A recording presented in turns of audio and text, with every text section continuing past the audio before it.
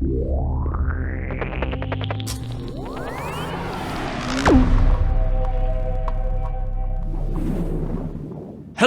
everybody, and welcome to askLRR for October 2021. I'm here with Ben and Cori. Yo. And we are going to be asking or answering the questions that you asked. No, we ask the questions. We ask, and then we just wait here.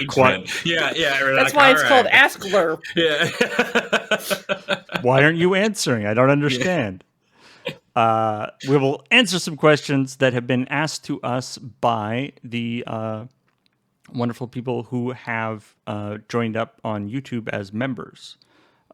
So that is where these questions come from. And of course,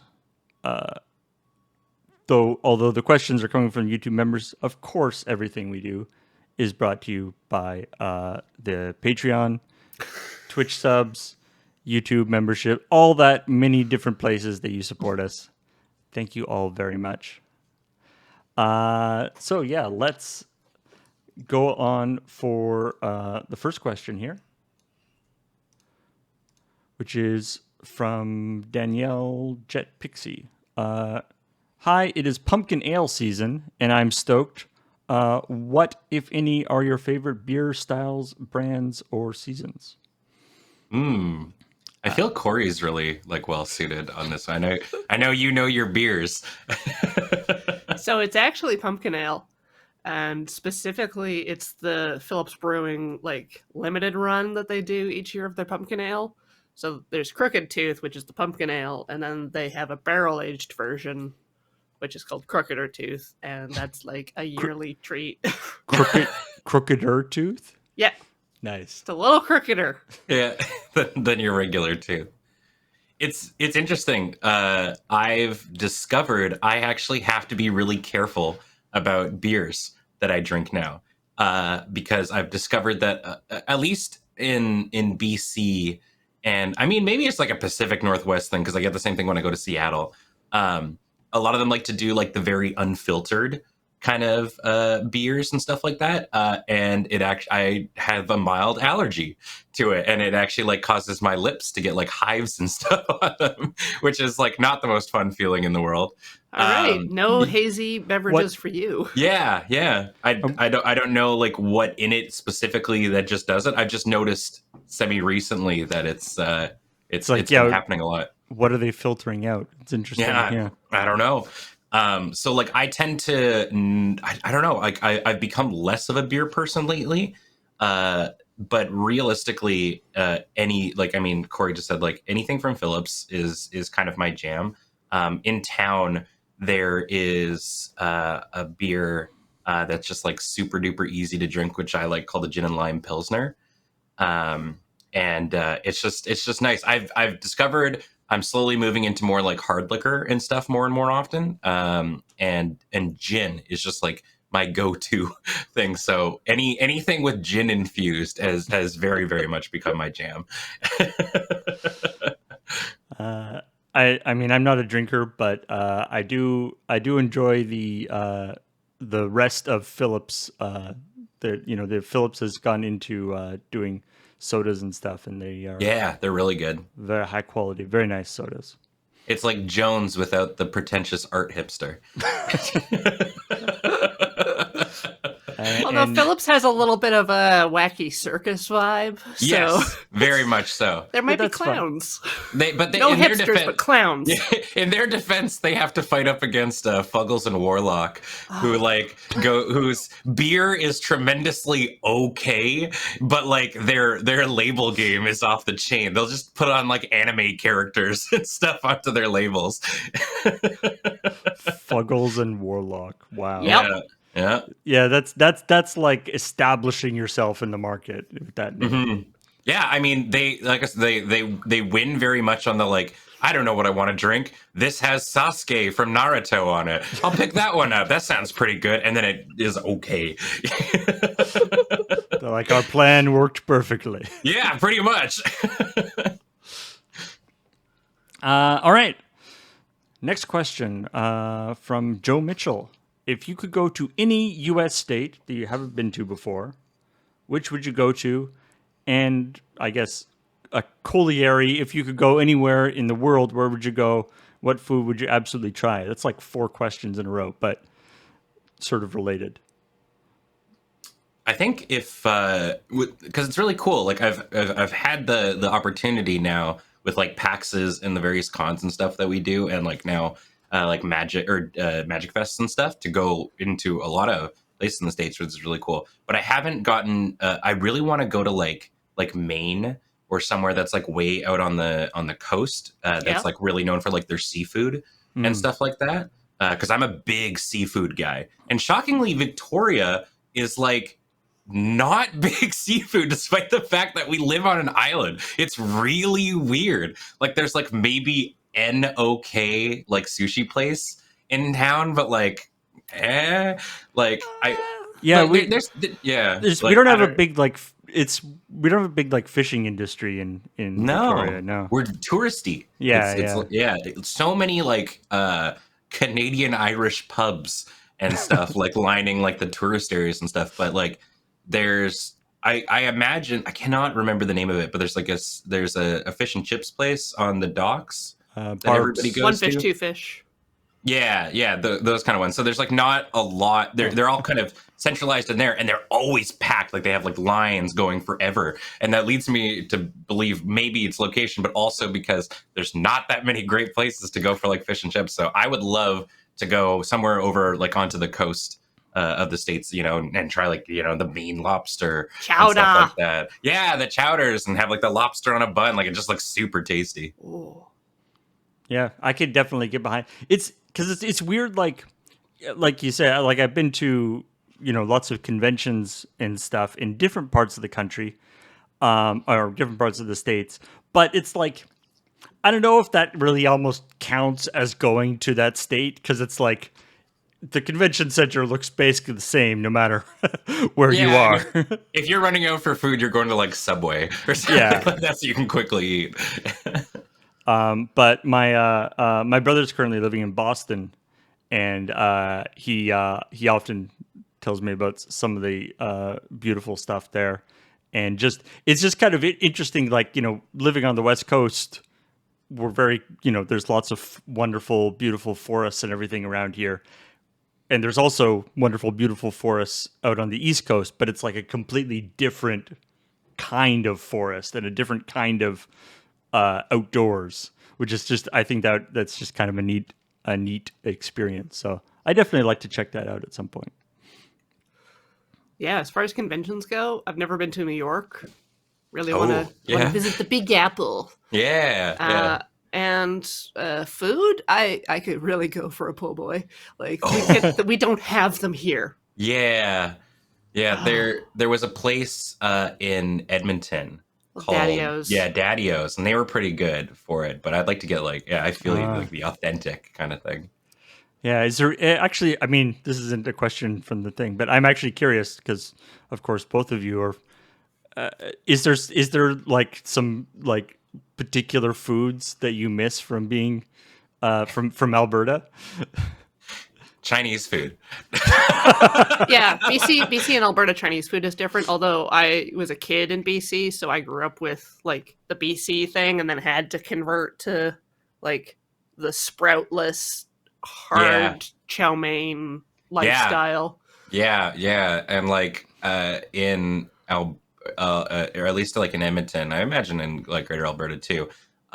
Green onion cakes are like the big thing, which is I think elsewhere they're kind of called like scallion pancakes. Yeah. But it's just like like green onion cakes are like the first thing on like every appetizer menu at like every Chinese food place in Edmonton, and like it's like a staple out there.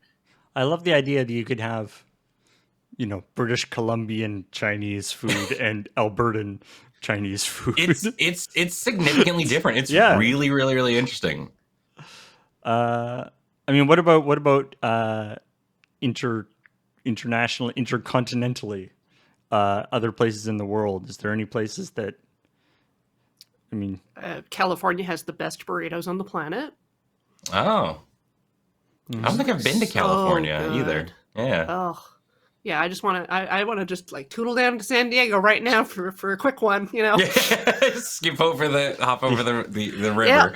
I read a great short story one time about it was just like this ridiculous article. It was about like what life was like before we had the great west to east coast burrito pressurized, center thing that could transfer burritos from the west coast to the east coast. It was such a terrible world that we lived in.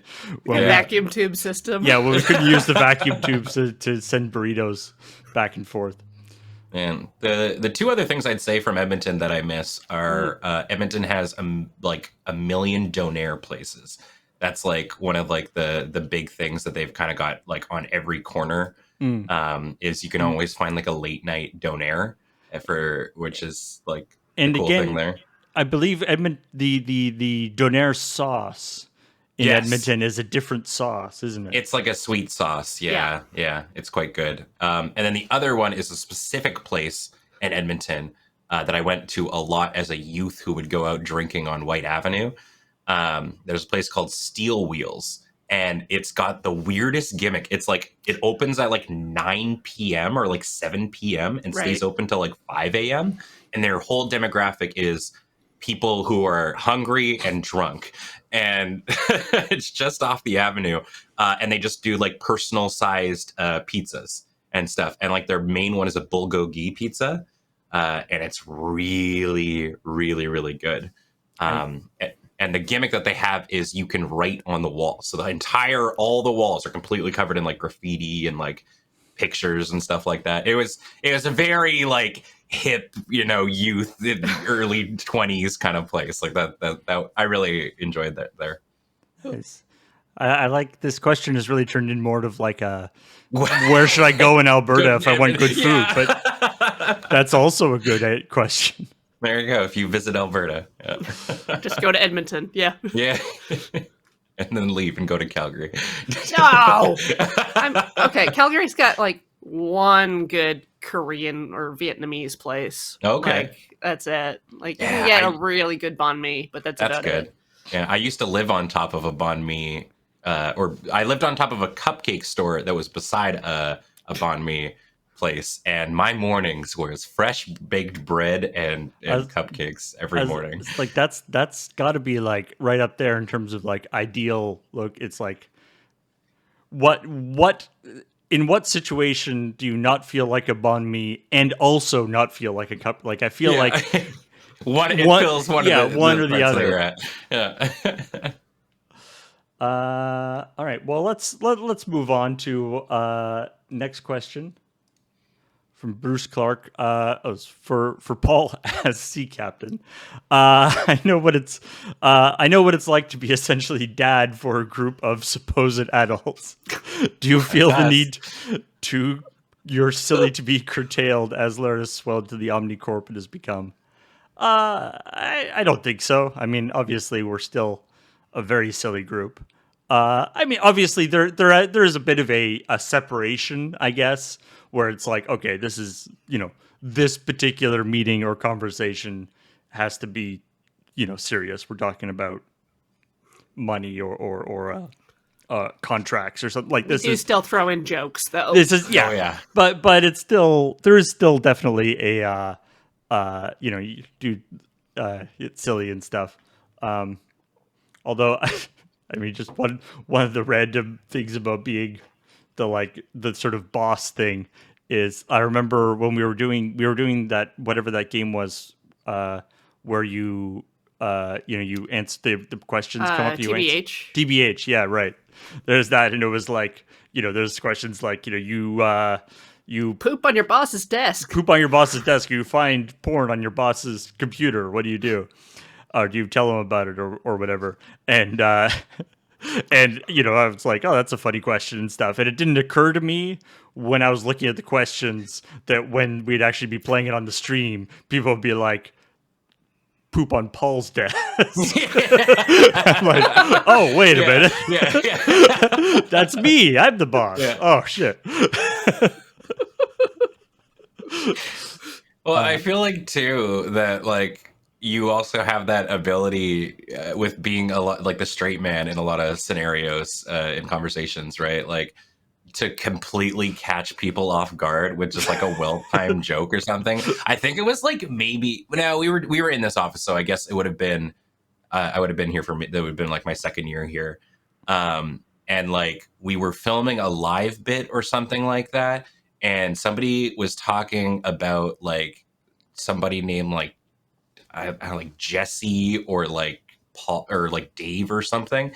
And we're just having this like conversation, and out of nowhere, you're just like sitting looking on your phone on the couch, and you were just like, "Man, F James" or whatever, or like whoever we were talking about. It's like we did like I didn't even know who we were talking. You're just like out of nowhere. We're just like, "Screw that guy." It's like, whoa, and I just like broke down. Like it was so out of nowhere.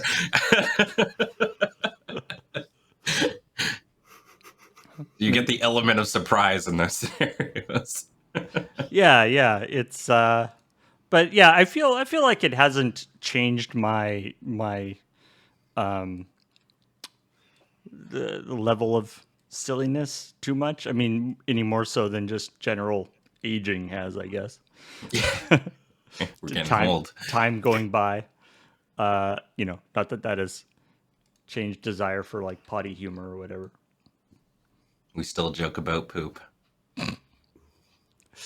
Yeah. All right. We have a bunch of questions here from Joe Mitchell. Oh. There's this one in real life, if you were able to cast a single cantrip from Dungeons and Dragons, what would it be and why? I find this very interesting because it's like the cool spells in D&D that you want as a character in D&D are actually not that interesting, and like shooting fireballs is like cool, but not that useful in like everyday life. Yeah. Oh, I think I would come up with a useful fireball. We can figure it out. Yeah. But like a lot of the kind of nothing or very low level spells are like, for instance, cantrip, clean yourself whenever you want, just or just clean stuff. Mm-hmm. Mending is a super low level spell. Mending would be great. Yeah. Mage hand, just I was being able to like mage hand randomly pick up. I remember it's limited to 5 pounds though. But like I remember like just like walking along the street and like the light is about to change, and like how useful it would be to be able to like mage hand and push the button on the crosswalk. Yeah. Is mage hand capacitive? Would it trigger the buttons? Interesting thought. I don't think. I feel like that's not been really investigated. I feel like the catch-all one. I was trying to remember the name of it, which is what I was typing in. Prestidigitation? No, thaumaturgy. Oh, well, yeah. Okay. Thaumaturgy is kind of like a catch-all one because it's like you can make your voice louder, so you wouldn't need a microphone. You can cause flames to flicker, brighten, dim, or change color. You can cause harmless tremors in the ground.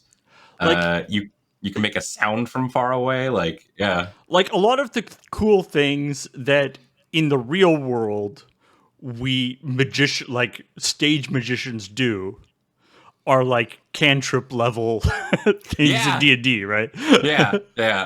There's gotta be some sort of like bit or sketch where it's like a well-trained magician from real world goes into fantasy realm, and it's like, pick a card, any card, and then like they show out, is this your card? And they're like, yeah, you obviously just use this spell, like who cares? They have like no like way to make a living in that world. Oh no. Yeah, it takes away all the I mean, I think they talk about that in there's a thing that like Zatanna in like the Marvel or DC universe. Right. Mm-hmm. She talks about that she actually does like a ton of like sleight of hand and stage magic and stuff, but then she'll like do something totally bonkers at the end with real magic just to totally blow people's minds. But she likes the skill involved in the actual like sleight of hand magic.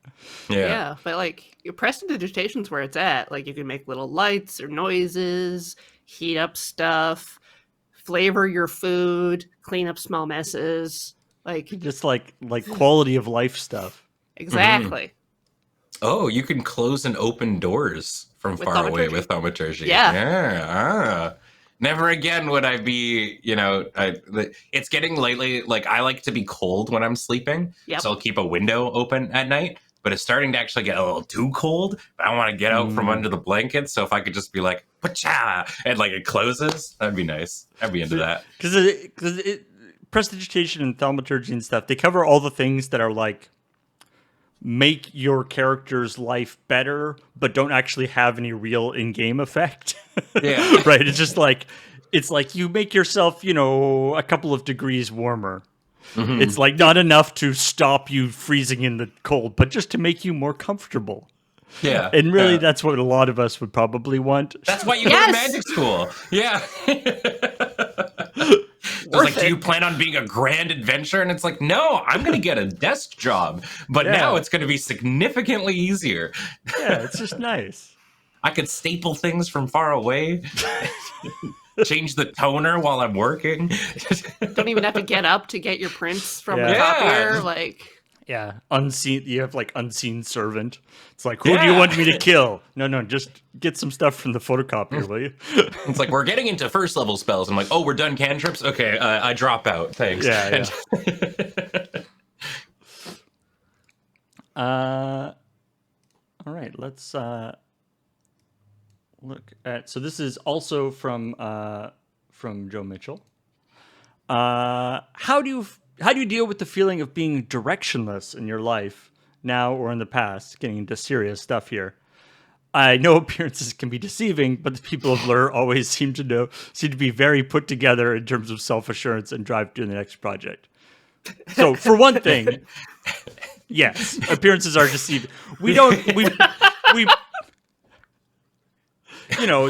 you see of our output is, you see the project, right? So it's like you don't see the stuff in between the projects where we're trying to figure out what to do.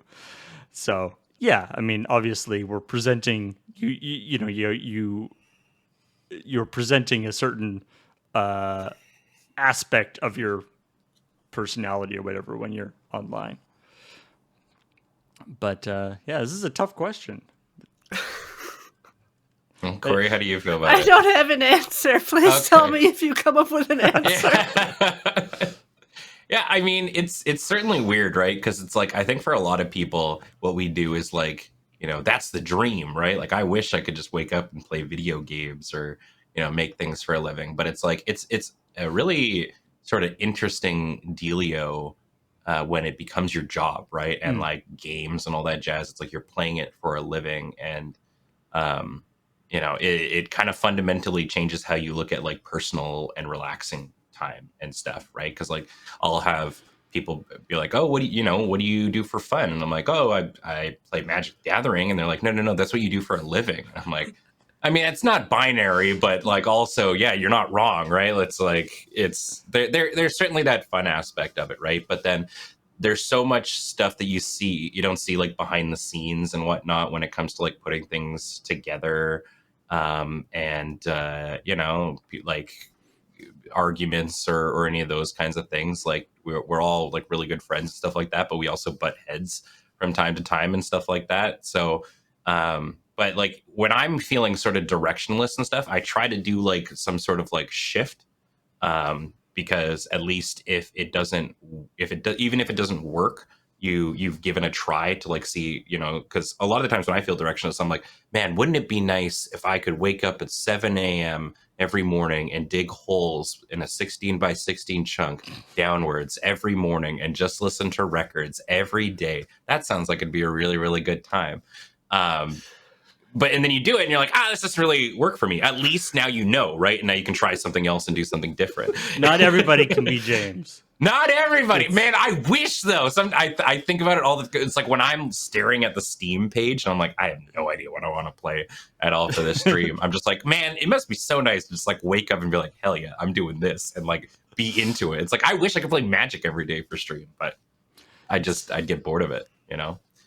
There's an interesting aspect of like, you know, as you're going along in your career or whatever, there's a certain point where you've sort of making like you sort of make the, at least for me anyway, sort of deciding that like, you know, pursuit of maximum amount of money, you know, is not necessarily, that's not what I'm going to be trying to do in my life or whatever.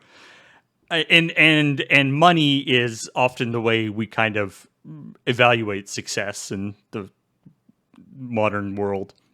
And so when you get to the point where you're like, no, I don't think, like, I think I'm happy being like comfortably, you know, having a comfortable amount of money, but like I don't feel the need to be ridiculous. Then it's becoming like, okay, so then what am I actually going to use to evaluate like whether I'm successful or what, you know, what if I'm saying I'm not going to be doing that, then it's like, so what am I actually going to use to try to guide my direction or whatever? And that can be kind of confusing, right? Sometimes it's like, you know, whether you're obviously whether you're enjoying yourself or whether you're doing something that you feel like is productive in, I guess, the world in your life, whether you feel like you're doing something. But yeah, it's a tough one. And we all, I think, struggle with it on many occasions, you know, especially like when you're just like finishing a project or something, right? And you're like, now, you know, I was focused on this one thing for so long, and then it's like, okay, so now what do I do? Yeah. The sequel. Yeah. Yeah, I think just like trying different things and whatnot can really, really help. My brother, my younger brother, has been to post-secondary for different things about 5 times now. Oh, interesting. Like first he wanted to be a teacher, and then he wanted to be an EMT, and then he wanted to be a firefighter. And then now he found that he enjoys doing law enforcement and stuff like that. Like that's been kind of his jam. And maybe that'll change. I don't know. He's 25, so it's like you're 26 now, I guess, and can do kind of all sorts of things. So, and I find that really interesting because it's like, it's not like it's sort of wasted time, right? Like a law enforcement person that has, you know, that has EMT and firefighting training as well. That's like even better, right? That's it's never wasted time because like I didn't finish my post-secondary, I dropped out, but it was just like I did learn things there, right? And doing that was what got me into working backstage and stuff like that, and being sort of involved in like theater productions and stuff gave me that sort of mentality. So I started doing improv comedy with a bunch of cool people, and then I moved out here, and it's just it's like this weird sort of progression, right? So I think every step is really important. Yeah. All right, let's see. More questions from Joe Mitchell. Let's see here. It says, for Paul, what are the things that have changed the most since LRR began? Or if that's too simple to answer, what are the things you're most proud of outside LRR? I mean, it's not... Obviously, the thing that's changed the most is people, right? You know, LoadingReadyRun was started with just Graham and I, you know, hanging out and doing silly things. And now it's a whole, you know, a whole corporation, I guess. And we have all sorts of people, and that's, you know, has all sorts of, that totally changes the dynamic in a really neat way, right? You have all sorts of projects that you wouldn't even think about being able to do when there's just a couple people. And obviously, when we first did it, it was a hobby. It was just like a thing that we were doing for fun. And now it's been, you know, a full-time job for not only us, but then you get to actually hire other people and pay them and all that kind of stuff. So, I mean, it's just an entirely different thing. So I mean I guess that is the part that's changed the most. And I mean it's the most proud of. Obviously, the easy answer is Desert Bus. Of course, I don't know how far that is outside of LUR, but it is basically these days like the obviously there's the Venn diagram has a lot of overlap, but it really is a separate thing, and it's obviously something very proud of that been able to sort of foster along. But yeah. Yeah, it's a big thing. It's definitely one of like the things when I talk about it to people is like they're like, sorry, you've raised how much money over the years? And it's just like, yeah, it's pretty wild. And they're like, and you do what? And it's like, all right, hold on, let me explain the whole thing. But yeah, it's wild. It's super, super wild. How does that work? I don't understand it either. Yeah. But it's like, it's neat. Like I've had people reach out to be like recently and be like, hey, we were thinking about putting together like a charity stream in November. Was it be something that you're interested in? And I'm like, actually, I'm involved with this thing called Desert Bus. And they're like, oh, you're in that? Oh, okay. Don't even worry about it. My November's a little full. If you're that.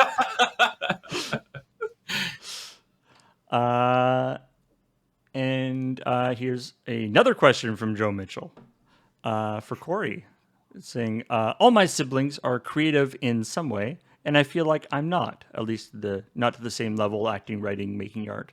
How much do you think that creativity exists outside of those sorts of media?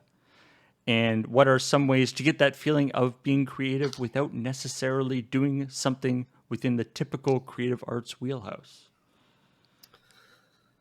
Like, I get that feeling where it's just like, all my siblings know piano and I can't read sheet music. Like, I feel that big time. But let's start by saying creativity is basically synonymous with problem solving.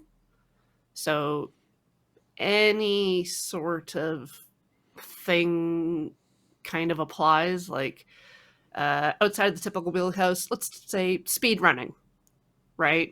Like, we can all agree that that's creative. Yeah. Some of the solutions people come with are certainly creative. But it depends on like the skill set you've built, what kind of things you're feeling competent or comfortable doing. Like, you could go out into the woods and stack rocks, and that's technically creative. You don't necessarily need an audience. You don't necessarily need to produce something commercially viable. In fact, many people would say that makes it less creative. I don't know if I agree with that, but that, yeah. Sellouts. Yeah. Rock stacking sellouts. You used to be about the rocks, man. But it's like, too, though, if you started like filming it and putting your rock stacking on YouTube, there's a niche for that. Oh, for sure. There's already. Yeah. I'm sure there's already a lot of like very popular rock stacking channels on YouTube. Yeah. So you found your market. Yeah. So I would just say like, don't really put so much pressure on yourself and think outside the box. Mm-hmm. Yeah, I think the like, the create part of creative, trying to sort of bring something in some form into the world, I think is kind of a fun thing. But yeah, there's all sorts of ways that you can express yourself in that way. Yeah, I'd even say like being destructive is also a form of creativity. So if you want to go blow stuff up, go do that. Yeah. Demolish houses. Again, probably something that's very popular on YouTube. House demolition. Creative house demolition, I would probably actually watch. Mm-hmm. That's basically the house flipping video game, isn't it? Yeah. And then final question from Joe Mitchell. For Ben, I've recently been to a couple of concerts, as safely as possible under circumstances. And I feel like it's something I've really been missing during the pandemic. Do you have a favorite concert, film, stage, or play experience to recount, or something of that nature you'd love to see in the future? Oh, yeah. I mean, I used to go to a lot of shows and play a lot of shows many eons ago. Um, and yeah, it's a really cool experience, especially if you're in a group of, if you're in a crowd that's like a good crowd, because there's good crowds and bad crowds, and it's sometimes hard to identify.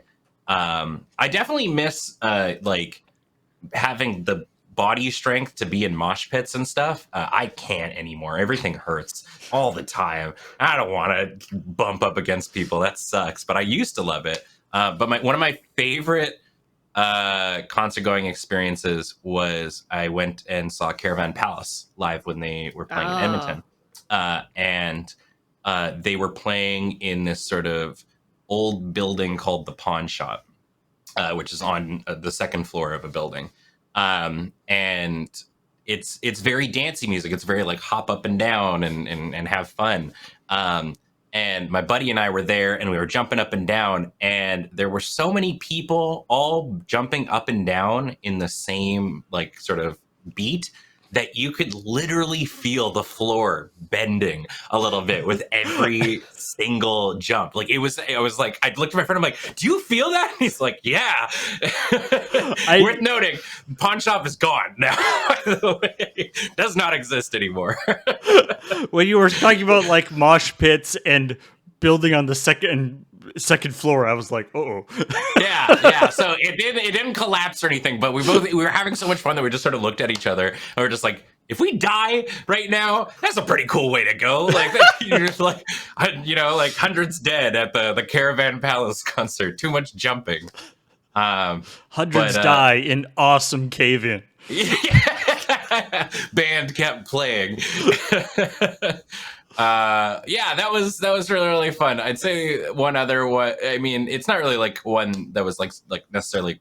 It was fun, but it's just cool. My first concert that I ever went to as a kid, my dad took me to go see Captain Tractor when they were playing in Edmonton. Yeah, at like a big band shell. It was my first ever show, and it was awesome. It was a lot of fun. It was just like, sitting on the grass and very much like, kind of, I don't think it was like a folk festival. It was in Horlack Park. I don't know if it was for a thing. Was it just them by themselves? Like it wasn't. I think they were just like, they had a slot for some festival, and yeah, they came in and they played all their song Last Saskatchewan Pirate and all that kind of jazz, and it was fun. It was a really it was a cool first sort of concert going experience, and then got to the point where I started working on them after I was done school and stuff. So like I would put together, I would be on the crew for like U2 or Beyonce, or I did one for Lamb of God where I traveled with them a little, just like to another city to go work with them and stuff. And it was cool. It was really, really, really neat. But it's tough work. Like shout out to stage crews and stuff like that. Cause like I remember the U2 show, the teardown for it was huge. It was in the football stadium, Cori. And it was pouring rain, and there's no roof there, so I was on the carpentry crew pulling out boards and stuff underneath the stage, and it was wet, dirty work. So shout out to them. So you were doing the the setup and the strike for Also, wow. Yeah, sometimes you basically it was either through a union like a Yahtzee, or I worked with a company called All Star that did shows in town and stuff like that. If it wasn't like an IATSE union gig, because you got to put up and take down that stuff so quickly as they're like, I guess the band is traveling across the country or whatever. Yeah. Fortunately, a lot of the times is built to strike. Built to go up for a day and get tear down. It's a different story every time. I wish it was like it stages are not like a homogenous sort of entity. So, all right. Here is a question from Perchippy. There's There's a theme to these.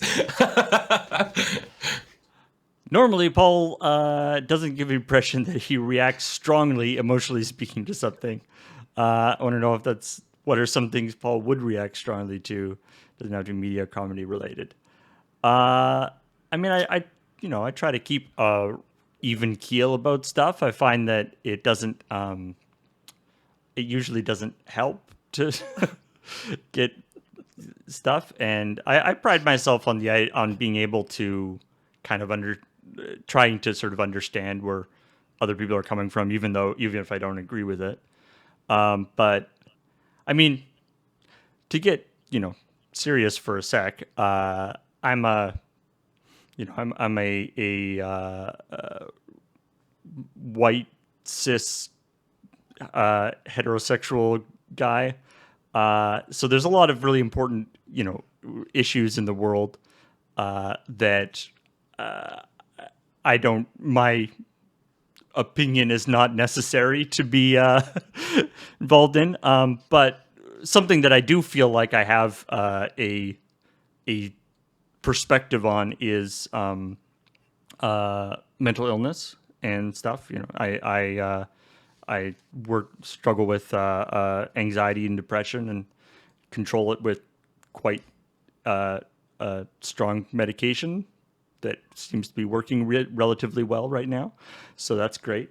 And it's something that my dad has manic depression, and it's something that I've sort of been at least kind of peripherally involved in the mental health community in Victoria for a long time, and so that's something that I do find that that I do feel strongly about, and I try to support that whenever I can, and so I mean that's probably the thing that people struggling with mental health issues is something that I have the most I guess strong reactions to, just because it's something that I can directly speak to, as opposed to things that I am certainly have a lot of empathy for people who are struggling in all sorts of different ways,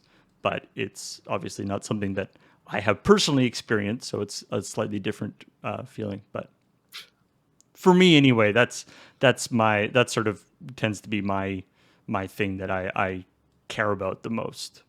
So mm-hmm. You do kind of go off on a big giggle fit about small silly things. Every once in a while, like I often don't like laugh a lot out loud. No. Mm-hmm. But then every once in a while, something will just like catch me off guard, and I just can't control myself laughing about something. Yeah, I've definitely heard those moments like during like AFK and stuff like that, and look over to see you like cracking up at the board and stuff. I remember one time we were talking about, I think there was something we were talking about, like the Highland Games, and I had this, we're talking about like the caber toss. Yeah. And I had this vision of a guy with bringing like his caber in a box, like you would bring like a pool cue, like in two parts, and then screwing it together. And that made me laugh so hard for so long.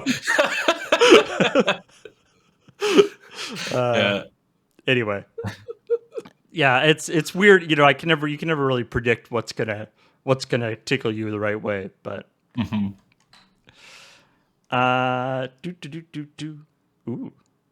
Here's a question from Jess K. If you could go anywhere in the world, no schedule constraints or travel costs, for a video or a stream, where would you go, and what would you do there? Japan, eat all the food. Like that would be like the stream is like, I'm going to eat sure. all the food in Japan. Yeah, just gonna go to Yoshinoya and load up a beef bowl with a raw egg in it. Eat it on camera. honestly, I've never been to Europe. Yeah. I would like to go to Europe. I would like to go to like Prague and just tootle around. Like, there's so much good art and architecture in Europe. Yeah. I have don't no access to being across an ocean from it. What you do for the stream is you like set up like a backdrop that looks like your house, right? And then you're like, hey, I'm here, streaming streaming whatever. Oh wait, no, and then like zoom out and you're in Prague or in right in front of Big Ben or something. You're just like, Yeah. No, I'd probably look like the IRL streamers I saw at the first TwitchCon that had like a stick with like a T-bar and 3 phones taped to them. oh, the like so that they could like IRL stream. So there's a Mhm. camera facing forward. There's a camera they can monitor Twitch chat on, and then there's another phone so that they can control the stream output. Were they wearing like those backpacks too with like the Very few of them were Okay. that is the intense. Yeah. Georgenner ones. Yeah. I want one of those. I imagine it's very like that's their like, that's their Go XLR and their, they're like what we would have at like a home sort of stream setup. Like that's what they invest into, which kind of makes sense. But yeah. And for me, I would love to I loved Road Quest so much. And if we could do it in some sort of international capacity, I think that'd be really, really cool. There was also just like I remember there was a period of time where obviously I think like quarantine happened and all these sorts of things, but I remember we did pose the idea of like LRR doing like a month in Japan and stuff like that. Yeah. And it's just like for people that were, knowledgeable about it, it was really cool. For people like, like me and Adam, who have like, we always wanted to go there and we wouldn't know what we're doing, kind of a thing. It sounded really, really appealing and stuff. So like, yeah, like LRR does X, country or whatever, I think would be really, really neat. And yeah, I could go anywhere and stuff. But I also, I think it might have also been near the time where Logan Paul basically screwed up like it was. international video making and stuff. And we were just like, okay, maybe not that. So it's thanks to Logan Paul, nobody can travel and stream ever again. Thanks. Well, it's certainly heightened my like. I already feel like kind of weird when I'm doing like in public recording and stuff like that. Like it's that weird hurdle I haven't gotten over yet. Shout out to Graham for like doing so many vlogs and stuff because it's tough to have that level. But it was certainly heightened when that stuff was going on. I'm like, wow, now I extra don't want to be talking to a thing in public. Like, I mean, especially in Japan. But definitely. I think we're probably like past that at this point. But I think so. Yeah. All right, we got a question here from DreamWriter4242. What is your favorite piece of hardware or software that you use for LRR?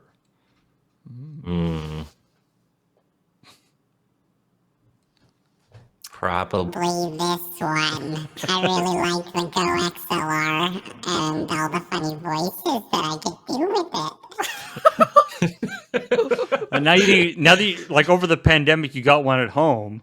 I did, yeah. So now you'll be out. Now when you're at the office, you're like, oh, I have all these capabilities. Yeah. Well, I never really I've mucked seen around. some Let's Nope. Yeah, I've never really mucked around with it at the office until I got one at home, and I felt like I knew what was going on with it and stuff. But it was so funny because the first stream that I got it, I think it was for Amnesia 2 streaming from home.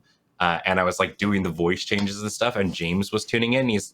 James had one for I think months at this point, and he was just like, "Yeah, you're only going to use that for like the first couple of weeks. Like, it's no one uses the voice changing thing." And it's like a year later, so and I'm like, "Oh, really?" So you're just doing it out of spite. Yeah. Oh yeah, I got here now. Got to prove James wrong. Yeah. Yeah. I mean, in terms of by the same token, the Stream Deck I find super handy, super neat. Mm-hmm. I don't know if it's like essential, but it is super nice to have just as a I use, especially with the home setup, because I've got less space and I'm tend to be managing a ton of different stuff going on at once. That aspect, and definitely in terms of hardware, and then in terms of software, I mean, obviously, XSplit and OBS, that kind of stuff. And I mean, to be honest, with the pandemic, the wonderful Video Ninja software, which is more website thing that was developed over the course of the pandemic by a guy named Steve. Hey, thanks, Steve. That basically brought like almost everybody who streams quality of stream up like massively. Like I feel like that guy has done more for the quality of pandemic streaming than like any corporation.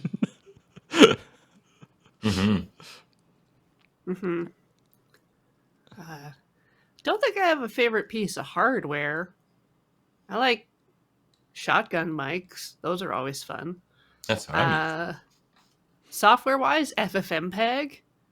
Just convert video, diagnose problems with video. I use it to rip audio tracks out of video.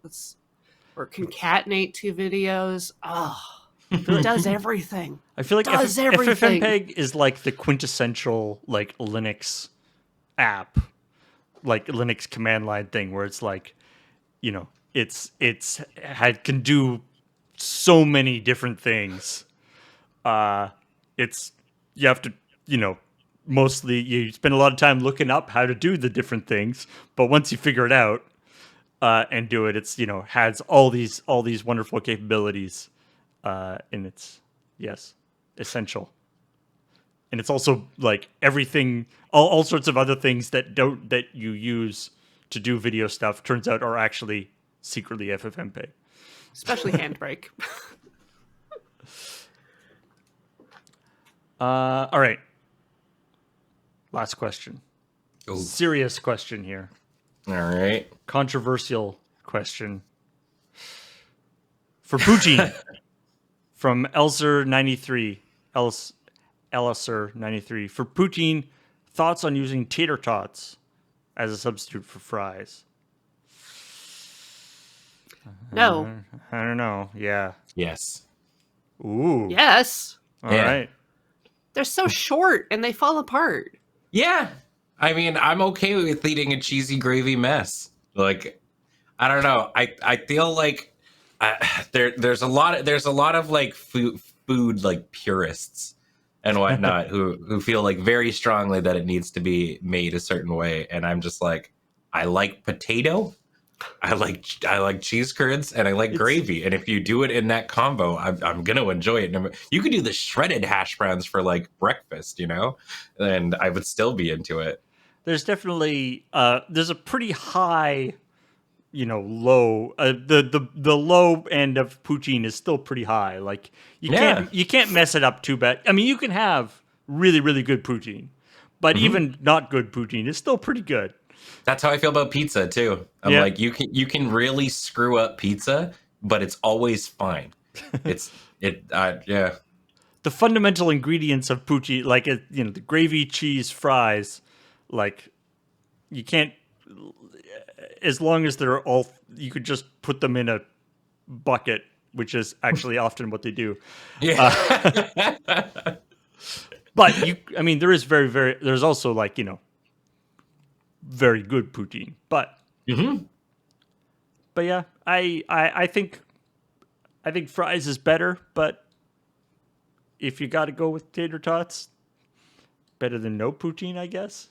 It's like, I feel like tater tots are a better vehicle for like sour cream and salsa, or just ketchup or something like that. Like they're the texturally, they're not smooth like a French fry. Yeah, that's fair. It very much changes. Like, I'm okay with like a pierogi poutine. That's fine. Yeah, I do feel like tater tots won't interact with the gravy in the same way as fries would. Yeah, They don't stay together in the same way. Mm-hmm. Yeah, I'm just I mean I think I might just be really weird that I'm just like I'm definitely not picky about the way that food enters me as long as it's delicious. You know, like it's if it gets from point A to point B, I'm A-okay, Right. because it's like I've seen a lot of our friends or a lot of people that visit for the PPR post pictures of like food that they've gone to for in Victoria. You know, like they'll go to like Jones and they'll post like the barbecue and stuff there. Yeah. And you'll get people responding who are like from Texas and they're like, that looks like bad barbecue. You don't know real barbecue. Yeah, or the like brisket's really good. it is. It's great. And it's like you try or any like kinds of things. They're like, that's not a real poutine. Yeah, and yeah. it's just like it says who? it's just food, man. You don't need to feel so strongly about it. I mean, I think not that it's an expectations thing, right? Like Sure. if you go to a place you've never been to and order poutine and it comes with, and you're like, yes, I'm going to get a poutine. It'll be great. And it's like tater tots and like shredded cheese. I'm Sure. going to be a little bummed. Sure, for sure. Totally feel it. And I definitely agree with Cori. Like if in a perfect scenario, definitely go for fries kind of Yes. a thing.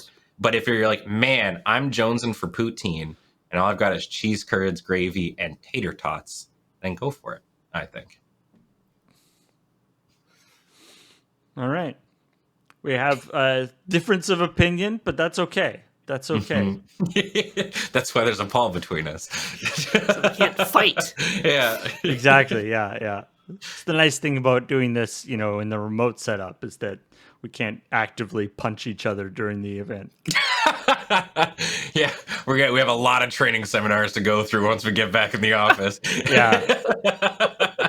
Yeah, the poutine discussions get pretty dangerous. Yeah, we're gonna put the no talking points like thing on the wall that's just like, these are not allowed to be spoken about in the office. Yeah. All right. That does it for this episode of askLRR. Thank you very much to Ben and Cori for joining me on this episode.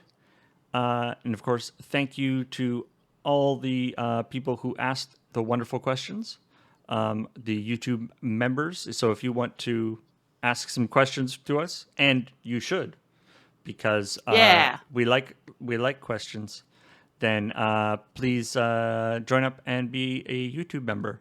But if you don't want to do that, but you want to support us in other ways, of course, the Patreon, the Twitch, you can buy stuff at the shop.loadingreadyrun.com. You can buy things like these water bottles, which are now in stock again. Ooh, they're good water bottles. Excellent water bottles. So thank you everybody for watching, and we will talk to you later. Bye.